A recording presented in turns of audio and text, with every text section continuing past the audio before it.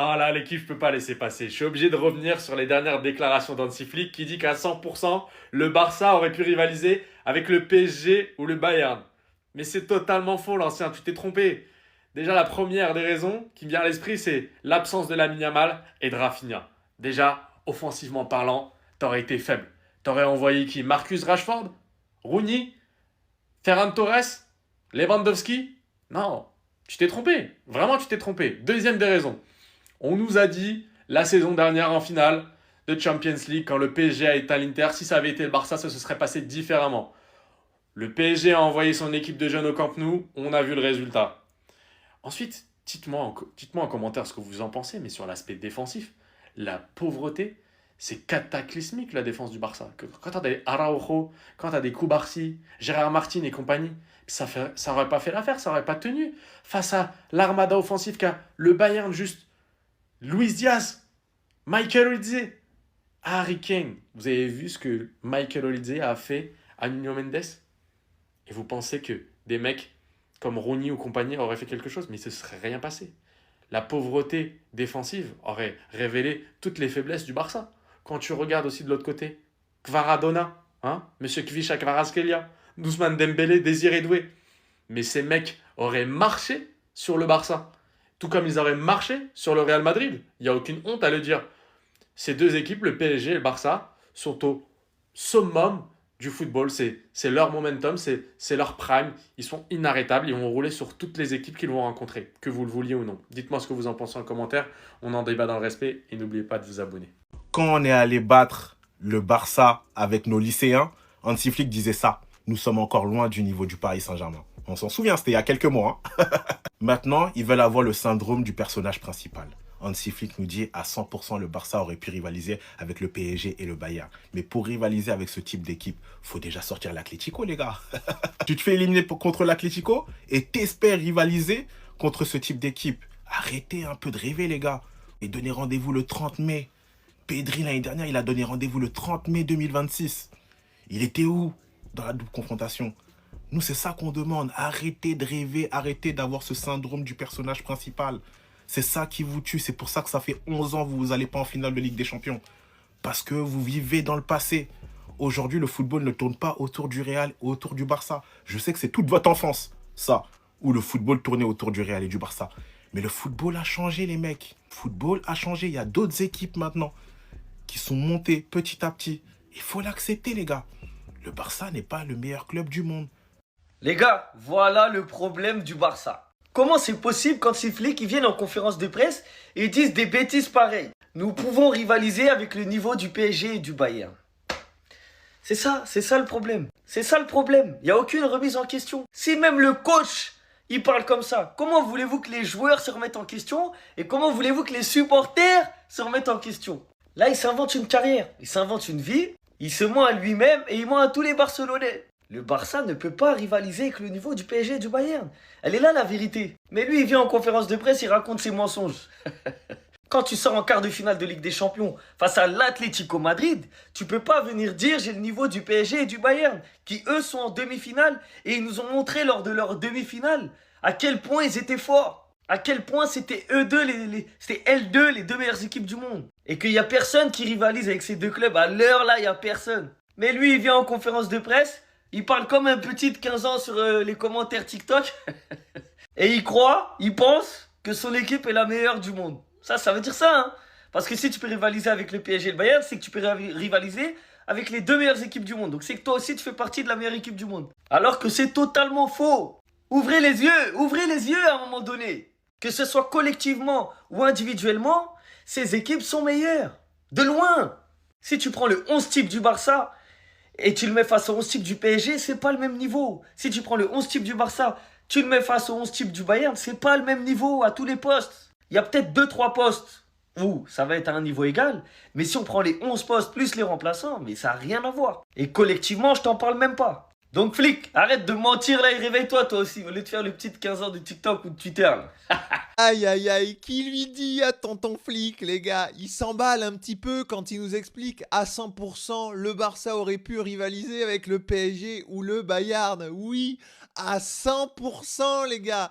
qui lui dit. On rappelle quand même le Barça qui a été éliminé par l'Atlético 2 fois cette saison dans 2 compétitions différentes et qui s'est fait fumer par le PSG avec son équipe Z. Sans préparation, sans rien, sans joueur, sans que dalle les gars.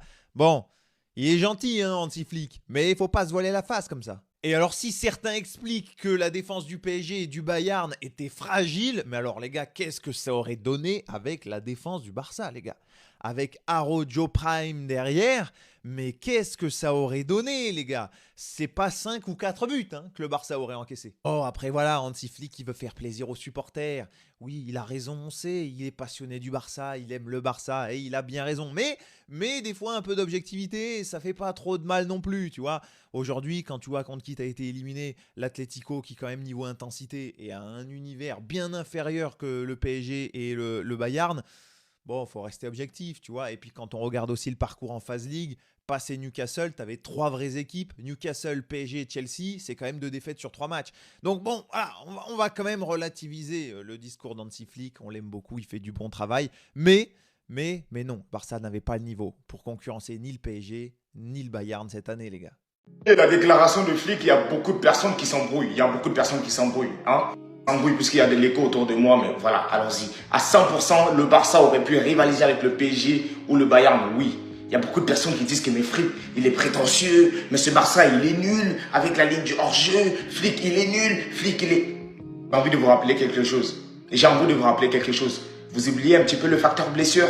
Combien de fois ici on a tapé sur Hansi Flick parce qu'il utilisait le facteur hors-jeu, mais il n'avait pas son 11. La preuve, c'est quoi? Lorsqu'on va jouer contre l'Atlético de Madrid, là-bas, en Copa del Rey, on se prend 4-0. Mais les gars, on n'a pas Rafinha, on n'a pas Pedri, on n'a pas un tel.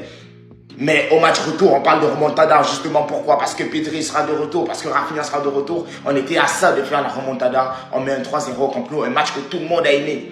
Le Bayern, là, le même Bayern, qui fait 5-4 avec le PSG. Il y a un an, ici, on les a attrapés. On les a allumés 4-1 chez nous. Et là, on avait notre 11. On avait notre 11 type.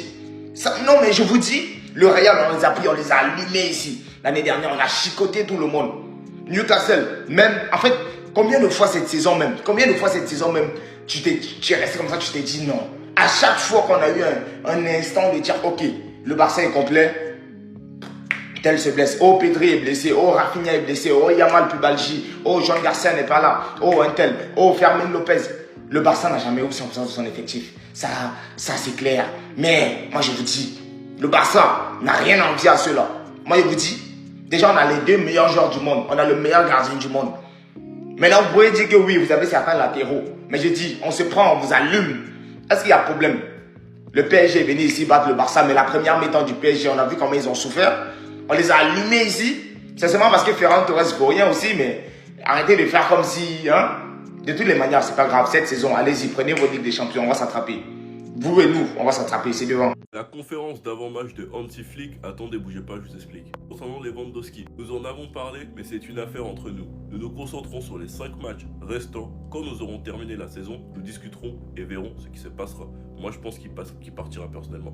L'année dernière, nous avons effectué de nombreux changements dans le 11. Et cette année, nous le ferons pas. Ils ont la possibilité de jouer en Europa et nous devons donner le meilleur de nous-mêmes. En gros, ils veulent se venger de l'année dernière quand ils ont frappé, quand on a dû faire tourner contre eux chez eux. Nous nous concentrons uniquement sur ce match. Je ne suis pas doué avec les chiffres. Ce serait bien de gagner tous les matchs. Nous voulons jouer à notre meilleur niveau et jusqu'à présent, je vois qu'il y a une atmosphère positive. Il explique qu'il y a des échanges entre la sélection, que Lamine aussi parle et donne son avis et que pour l'instant, il récupère bien. Il dit que Espart est une bonne option pour la saison prochaine et qu'il ne sait pas si Christensen jouera un match lors de cette fin de saison, mais que Bernal sera de retour. Il dit que les blessures ça arrive et que Rafinha est un joueur qui donne toujours tout à 100%. Il est important pour nous qu'il revienne, c'est notre capitaine, il nous apporte de la positivité. Et il y en a qui pensent qu'il va partir, vous avez rêvé. Sinon vous les gars, vous en pensez quoi? Ramenez-vous sur cette impatience en nu. Le mercato du Barça bouge tous les jours et comme d'habitude on commence par l'info qui me laisse aussi dubitatif qu'une composition avec Ferran Torres titulaire un grand soir de Ligue des Champions. Jorge Mendes fait pression sur le Barça pour signer Bernardo Silva car le joueur veut le Barça. Il a décidé de ne pas écouter les autres clubs, il est prêt à attendre Barcelone. Mais quand nous on t'attendait, t'étais où? C'est ça mon problème. Quand nous on t'attendait, quand c'était chaud au quartier, t'étais où? Tu nous as pas calculé. Et maintenant que t'es un petit peu en dessous, tu pars de City, tu veux venir chez nous, t'as intérêt à baisser ton salaire mon gars et à être une vraie plus-value si on te recrute. Parce que je sens qu'on va le recruter. Comme d'habitude, on poursuit avec les infos bien plus intéressantes. La Liga estime que le Barça débutera le mercato estival au 1 pour 1. Alors, est-ce que c'est vrai? Évidemment, en tant que supporter du Barça, on ne sait pas. Mais il faut savoir que la particularité première des supporters du Barça, c'est d'être naïf. Donc laissez-nous y croire. Ça aussi, ça m'intéresse. Ça m'intéresse fortement. Le Barça voit toujours Yann Virgili comme une option économique pour l'aile gauche. Mallorca l'évalue à 15 millions. Je vous dis la vérité. Entre Rashford à 30 et Virgili à 15, il n'y a même pas photo, je prends Virgili à 15 millions. Parce qu'il est plus jeune, il a une plus grande marge de progression et ce qu'il a dans les pieds, c'est très très fort. On l'a vu quand il nous a affrontés, c'est très très très fort ce qu'il a dans les pieds. Virgili à 15 millions en doublure de Rafinha sous Hansi Flick qui va le faire évoluer, ça va être n'importe quoi. Virgili 15 millions, donnez-moi le papier, Chine maintenant. La dernière nouvelle qui est extraordinaire évidemment, mais ça on s'y attendait un petit peu tous. Flick va prolonger avec le Barça, il s'agit d'un contrat de 2 ans, plus une année supplémentaire en option. Les gars, Flick va aller chercher sa Ligue des Champions avec le Barça, je le sais. Parce que là, on a fait demi-finale, on s'est saboté nous-mêmes à Araujo. On a fait quart de finale, on s'est saboté nous-mêmes, carton rouge de Koubarsi. Il faut juste qu'on ne se sabote pas avec un bon mercato. Je vous jure, les gars, on peut aller chercher une Ligue des Champions sur les 2 prochaines années, voire 3 si Flick reste un an de plus. Flick va chercher sa Ligue des Champions avec le Barça, j'en suis certain. Les gens, ils se rendent vraiment pas compte des travaux d'Hansi Flick avec le Barça parce que là, le classement, en fait, il dit tout. Le Barça, on est la 98e équipe qui a le plus dépensé sur le mercato. On a 2 doigts de sortir du top 100. On va quand même chercher la Liga très très facilement. On va chercher la Supercoupe en battant le Real en finale qui ont bien plus dépensé que nous. On fait quart de finale de Ligue des Champions et on fait top 5 de la phase de Ligue. Il n'y a pas un seul club avec les restrictions budgétaires du Barça qui aurait fait ça. Et je pèse mes mots. Donnez-lui seulement un bon mercato, vous allez voir ce qu'il va faire. Vous verrez seulement. Si on recrute Alvarez et Bastoni, vous verrez seulement.